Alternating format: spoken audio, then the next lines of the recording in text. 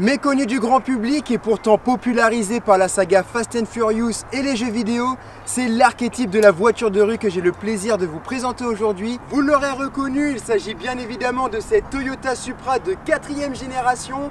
Bonjour à tous, moi c'est Bren et je vous emmène avec moi dans un véritable morceau de la culture automobile japonaise.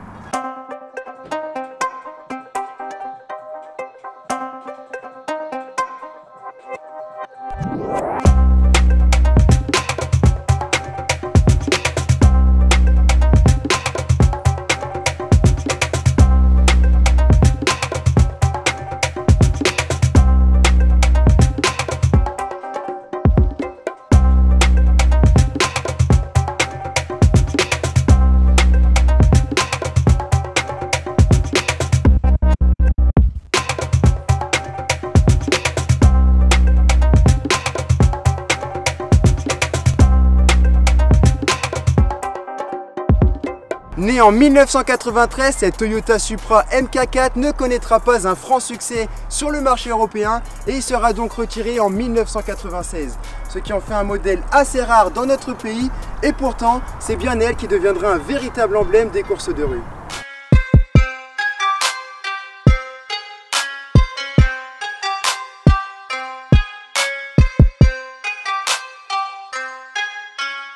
Contrairement aux idées reçues, malgré le 6 cylindres en ligne biturbo développant 280 chevaux d'origine sur cette version RZ, on est bien loin de la machine incontrôlable qu'on pourrait imaginer. Et pourtant, préparée comme celle-ci avec un seul gros turbo, c'est une autre histoire. Côté esthétique, vous ne pouvez pas la louper avec ses lignes atypiques et agressives, ici mises en valeur avec tous ces appendices en carbone rajoutés par la propriétaire. Elle n'a clairement plus rien à voir avec toutes ses concurrentes de l'époque. Surtout grâce à ce kit Redox, ce capot en carbone top secret et surtout grâce à cet imposant aileron TRD, lui aussi en carbone.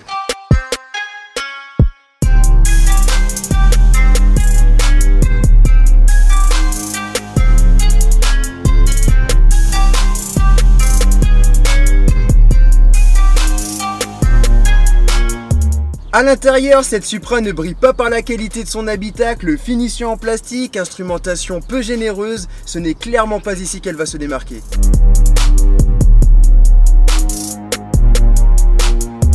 En revanche, grâce à ces manomètres rajoutés par la propriétaire et ce tableau de bord tourné vers le conducteur façon aviation, on retrouve une ambiance sportive très appréciée.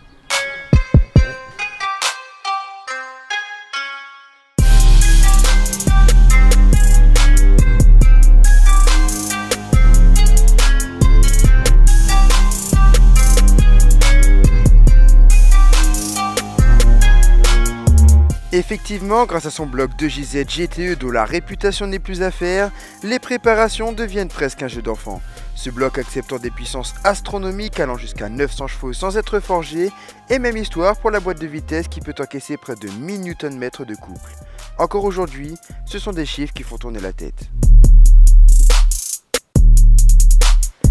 Bien sûr, un tel monstre mécanique demande un terrain bien adéquat pour s'exprimer, des grands espaces, de belles lignes droites et surtout des bouchons anti-bruit. Avec sa ligne complète HKS, elle se retrouve avec les cordes vocales libérées et pour le coup c'est assez bruyant.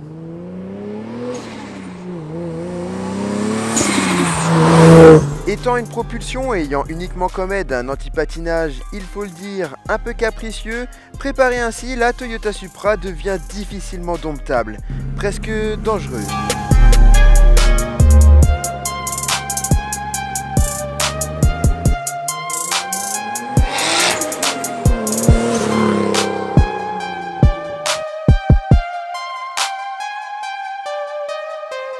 Et voilà, c'est déjà la fin de cette vidéo, j'espère qu'elle vous aura plu. Si c'est le cas, bien sûr, n'hésitez pas à mettre un petit like, à vous abonner, me rejoindre sur ma page Facebook, Snapchat et Instagram. Et moi, je vous dis à très très vite pour une nouvelle vidéo. Et pourtant, j'ai oublié un truc. Et surtout, grâce à cet imposeron... à l'intérieur, cet habit...